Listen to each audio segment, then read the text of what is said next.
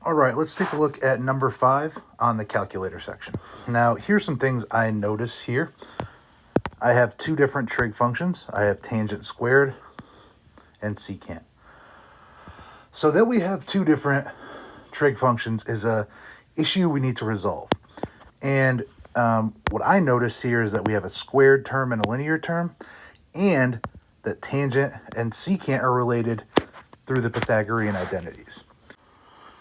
We know that tangent squared plus 1 equals secant squared x. So if we solve for tangent squared, we know that tangent squared x is the same as secant squared x minus 1.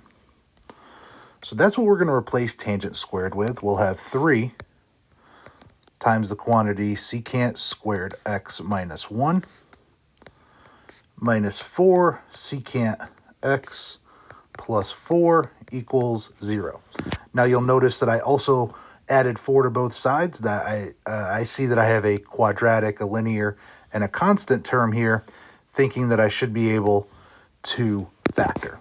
So I'm going to distribute here. I'll have 3 secant squared x, and that would be minus 3. And I'm going to go ahead and combine my like terms. So secant x, negative 3 and positive 4 gets me to 1.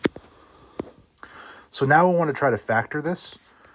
When I factor this, I know one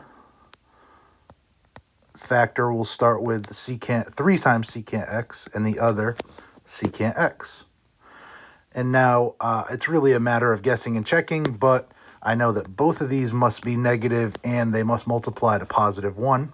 So I'm left with these factors.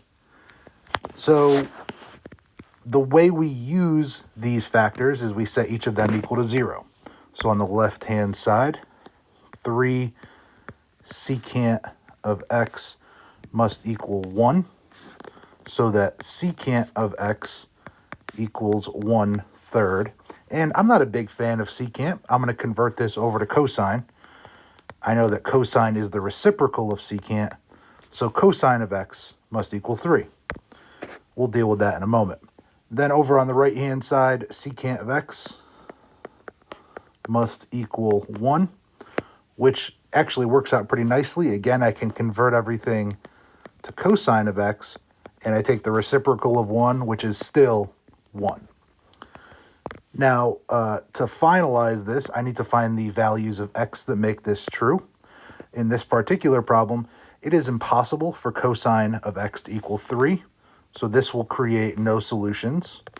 And then over here on the right-hand side, I'm thinking about my unit circle, and I'm thinking what values on the interval. And in this particular problem, they ask us to include 0 and 2 pi.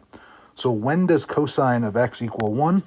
That happens when x equals 0 or 2 pi. And we are done.